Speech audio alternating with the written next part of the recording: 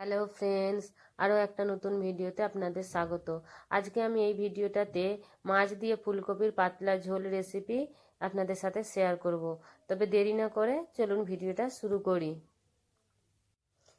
এখানে আমি কিছু মশলা নিয়ে নিয়েছি, যেগুলো আমি পিষে নেব। এখানে কিছু আছে আদা, আর 1 চা চামচ মতো ধনে, গোটা ধনে। এখানে আছে 1 চা চামচ মতো গোটা জিরে, আর দুটো লঙ্কা মধ্যিখান থেকে চিড়ে আমি ওই লঙ্কার দানাগুলো বার করে ফেলে দিয়েছি। আর একটা বড় পেঁয়াজ নিয়েছি। মিক্সিতে দিয়ে একটু অল্প পানি দিয়ে আমি এটা একটা পেস্ট করে নেব। এখানে আমি কিছু পরিষ্কার করে ধুয়ে নেওয়া মাছ নিয়ে নিয়েছি। এতে আমি এবার দেবো স্বাদ অনুযায়ী নুন। আমি যখনই মাছ ভাজি তখনই আমি মাছে অল্প মশলা ব্যবহার করি। এতে করে কি হয়, মাছ ভাজা খুব সুন্দর রং হয় আর দেখতেও খুব ভালো লাগে। এতে আমি একদম অল্প করে দিয়ে দেব হলুদ গুঁড়ো। এবার আমি দিয়ে দেবো 1/2 চা চামচ মতো লঙ্কার গুঁড়ো।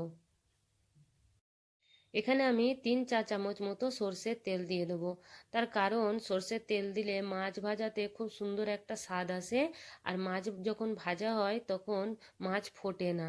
এগুলো দিয়ে আমি ভালোভাবে মিশিয়ে কমসে কম আধ ঘন্টার জন্য আমি ম্যারিনেটের জন্য রেখে দেবো। মাছ ভাজতে যাওয়ার আগে এটা ধ্যান রাখবেন যে পাত্রটাতে আপনি মাছ ভাজবেন সেটা যেন খুব সুন্দর গরম হয়ে থাকে।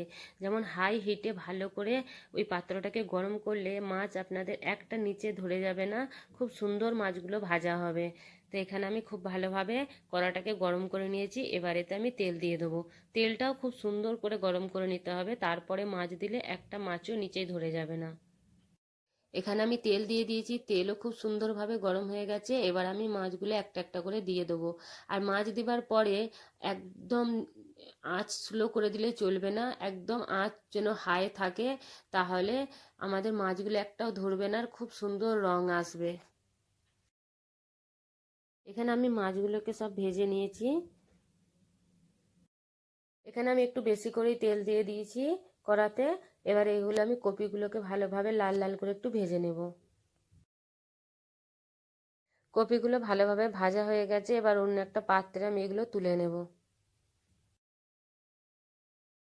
এতে আমি আলুগুলোকে দিয়ে ভালোভাবে একটু ভেজে নেব, লাল লাল করে তুলে নেব। আবার আলুগুলোকে অন্য পাত্রে একটা আমি একটু তেল তুলে নিয়েছি, দিয়ে এইটুকু তেল রান্না করব, এই জন্য একটুখানি তেলে একটা আমি মিডিয়াম সাইজের পেঁয়াজ কেটে দিয়ে দিলাম।